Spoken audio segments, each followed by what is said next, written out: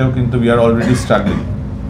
আমি কালকেও কিছুটা লোককে বলছিলাম যে ওখানে 3 থেকে 4 সপ্তাহ আমাদের ওখানে পানি থাকে না ডিউরিং দ্য বিপিএল সিজন।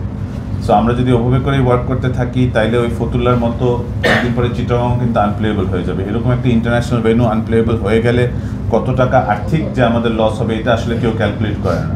ওখানে আলহামদুলিল্লাহ আমাদের ভালো কিউরেটর আছে বলে মাত্র চলে যাচ্ছে, কিন্তু ওখানে কেউ একবার চিন্তা করেনি যে এখানে ওয়াটার ফ্যাসিলিটিটা কী করা যেতে পারে বা এখানে ওয়াটার ট্রিটমেন্ট প্ল্যান্ট বসাতে হলে কত টাকাই বা খরচ হবে।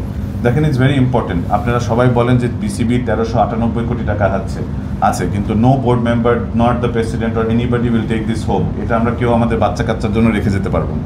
It is the boards money, it is crickets money. So আমার কাছে মনে হয় যে এই 1398 কোটি টাকা যে আজকে ব্যাংকে আছে এটা আমাদের কোনো অ্যাচিভমেন্ট না। আমরা যদি এই ক্যাশটাকে প্রপার কাইন্ড বানাতে পারি, দ্যাট ইজ আওয়ার অ্যাচিভমেন্ট, এবং সেটাই ফ্যাসিলিটিসের লক্ষ্য থাকবে।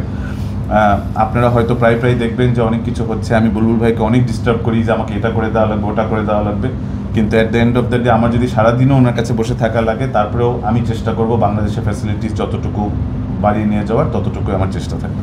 চেষ্টা করছি। আপনি অনেক কিছুই তো দেখছি, বাট আমাদের যে যদি কেউ কোনো কমপ্লেন করে সেটা বোর্ডে লিখিত আসতে পারে বা ভার্বালে আসতে পারে, তখন বোর্ড ব্যাপারটা আরও সিরিয়াসলি দেখবে। এখন নিউজ তো অনেক কিছুই থাকে, আমরা বলছি না অসত্য সত্য, এটাই।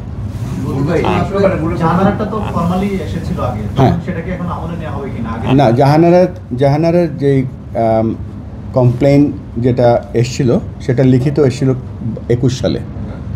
সো 21 সালে সম্ভবত সেটা রিজলভ হয়ে গিয়েছিল, এবং এটা আবার যে নতুনভাবে যেটা এসছে সেটা আমাদের কাছে কিছু আসেনি এখনো।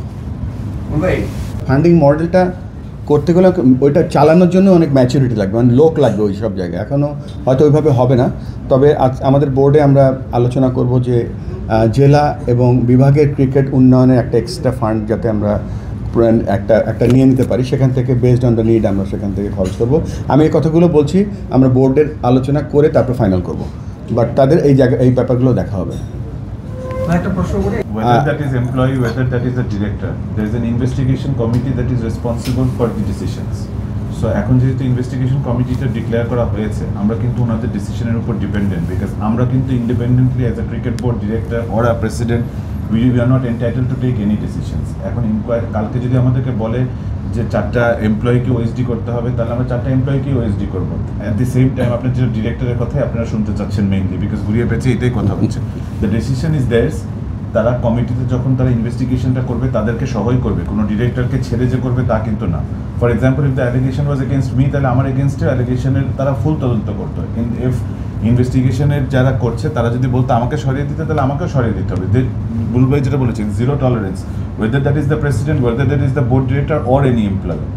যে জিনিসটা হয়েছে, if the allegations are true, it will not be tolerated. But at the same time এই এতটুকু ইনভেস্টিগেশন যেহেতু একটা মানুষের পার্সোনাল লাইফের উপরে জিনিসটা দেওয়া হয়েছে, it will hamper their life also if it is not true.